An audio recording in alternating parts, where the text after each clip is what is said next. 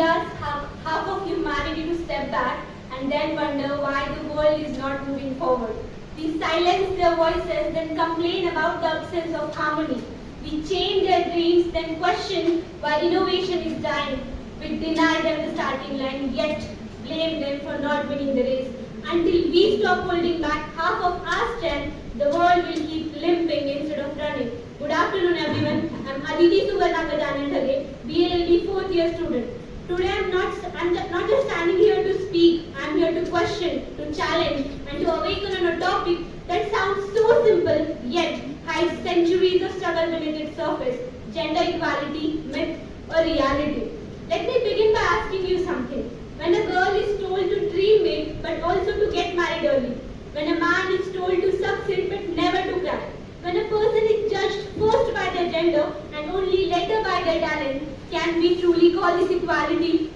We proudly say men and women are equal. Yes, the Constitution of India says so. Yes, the laws and policies say so. But let me ask, do our homes say so? Do our streets say so? Do our hearts say so? Let's first understand what is gender equality. And let me say it loudly and clearly that gender equality is not a war against men. It is a war against patriarchy, against injustice, against boxes. It is about empowering women without shaming men, freeing men from the pressure to always be strong, and giving trans people the right to live proudly, not in hiding. True gender equality frees everyone, not just one gender. It is about giving every person, regardless of gender, the same values, dignity and freedom. True equality will exist when gender becomes irrelevant to opportunity, when your capability speaks louder than your category. But let me show you the truth. Let me show you the mirror of reality. India in 2025 is a land of progress. We have sent satellites to the moon. We have got AI writing poetry. We have built unicorn startup. But still, we rank 129th out of 146 countries in the Global Gender Gap Index. Still, 1 out of every 3 women in India has faced physical or sexual violence. We celebrate Women's Day, but you will listen to her voice on ordinary days. We post about Beti Padhao, but are we ready to accept her if she becomes more educated than her husband? We praise working women, but how many men proudly say that my wife earns more than me? You see, gender equality is not just a legal issue, it's a cultural, mental and emotional revolution. Let me take you to a real home. Not far away, maybe your neighbors, maybe your own. A daughter is taught how to make round chapatis. Her brother is playing video games. She is told not to compromise, it's your duty. He is told be strong, never beg. 2 children under one roof, one is raised to fit in a box and other is told the world is his playground.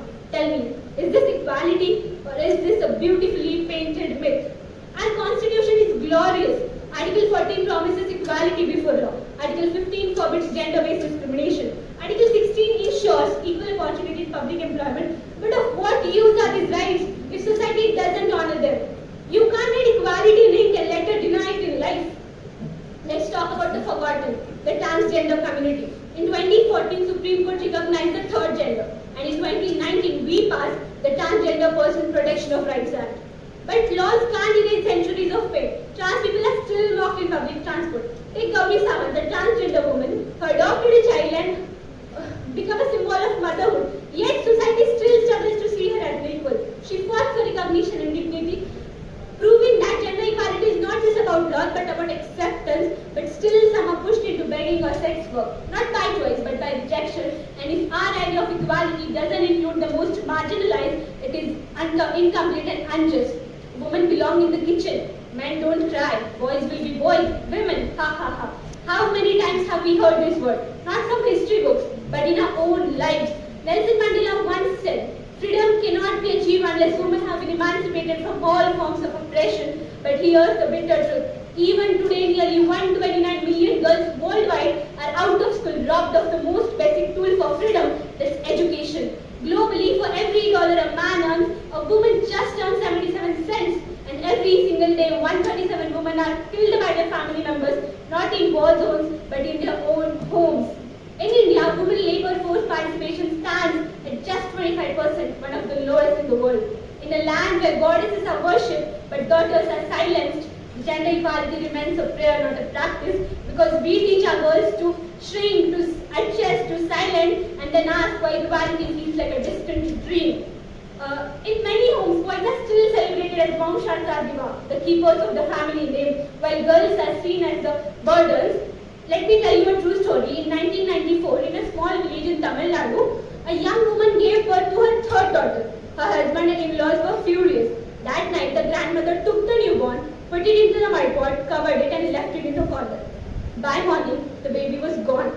What was the crime? That just she was not a boy. This was not an isolated case. According to government data, even today, lakhs of girls are missing from our census, wiped out before they take their first breath, and we dare to call this gender equality. India has 50% women voters, but only 15% women MPs in Lok Sabha, even after 78 years of independence. Even the developed countries are regressing. UN Report 2023 says that at the current pace, gender equality will take 300 years. Gender inequality is not just a woman's problem, it's a human problem because men suffer too, in ways that society often ignores. A boy who wants to be a dancer is mocked for being too feminine. A man who cries at his father's funeral is told to be strong as his emotions are not masculine. A father who wants to stay home and raise his children is seen as less ambitious, less of a man, because unfortunately we live in a society where a woman who raises her voice is called as loud and a man who nurtures his child is called as soft. But let's be fair, despite the challenges, the revolution has begun. Women are leading ISRO missions, they're in courtrooms and cabinets, on the battlefield. Men are becoming nurses, teachers, caregivers with pride. Young people like you and me are questioning traditions, reclaiming dignity, breaking stereotypes, rewriting the rules. Because we are the generation who doesn't want equality as a slogan, we demand it as a standard. Changing mindsets is harder than changing laws, but that's where the real battle lies.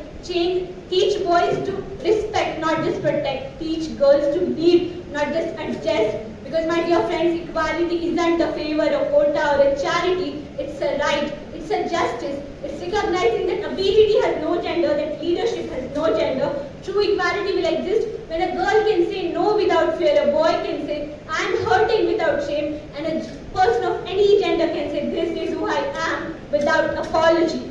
Before I end, let me leave you with this. My friend, she is not asking for favor. He is not asking for sympathy. They are not asking for validation. They are asking for equality. And that is not a dream, it's a right. That's why let us be the generation who finally ends the debate, not with speech, but with action. Not with applause, but with impact. Let us not wait for equality to arrive. Let us be the ones who bring it